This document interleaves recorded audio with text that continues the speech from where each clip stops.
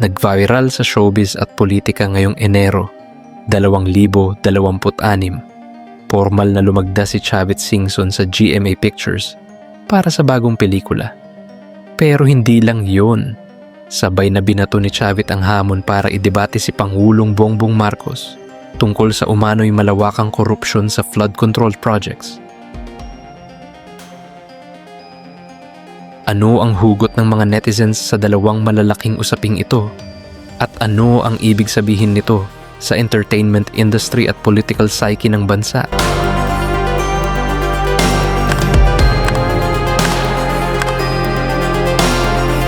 Si Chavit Singson ay formal na nag-sign contract sa GMA Pictures para sa isang bagong movie project na makakasunod sa co-production nila sa Samahan ng Mga Makasalanan noong 2025. Si Annette Gozon Valdez mismo ang nag-host ng signing kasama ang ilan sa mga sparkle artists ng GMA. Ang interesting, hindi ito unang beses na na-involve si Chavit sa pelikula. May umiiral na noon na 2003 film tungkol sa kaniyang buhay. Pero ngayon, may bagong narrative na may political undertones. So, sinabi ni Chavit na handa niyang idebate si Pangulong Bongbong Marcos at dating House Speaker Martin Romualdez tungkol sa umano'y anomalous flood control projects at korupsyon. Sinabi niyang may ebidensya siya at testimonya para patunayan ang mga aligasyon at gusto niyang ilabas ang issue sa harap ng publiko.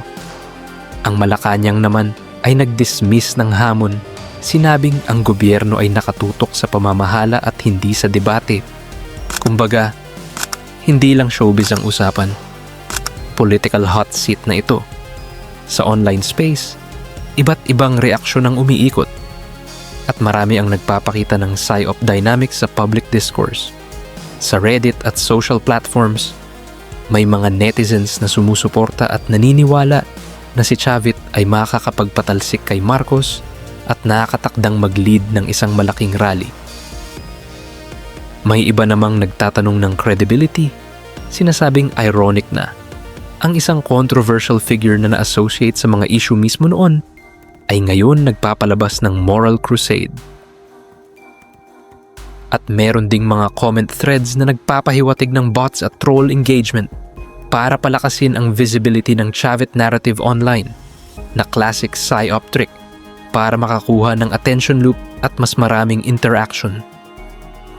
Ang mga emotional na threads na may aligasyon, suporta, negativities, lahat ito ay nagpapakita kung paano na i-frame ang isang political figure sa showbiz context at political discourse. Dito natin makikita ang psyop pattern. Manufactured prestige plus elite signaling, si Chavit na may political aura ay lumalabas ngayon sa entertainment medium sa gitna ng political crusade at pareho itong nagkakaroon ng media amplification. Kung sa isang banda, ang pelikula ay isang creative project, sa kabilang banda, ang pangalan ni Chavit ay lumalabas sa headlines kasabay ng malawakang debate sa pambansang corruption issue. Sa psyop lens, may dalawang strategic signals na nakikita natin. Entertainment legitimacy boost, pakikitang may proyekto si Chavit sa mainstream industry.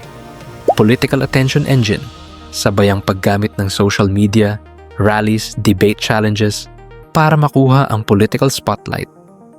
Kaya, paano ito nakakaapekto sa showbiz landscape? Una, ang mga pelikula o celebrities na nakakabit sa political narratives ay ine-elevate ang visibility ng networks at personalities online.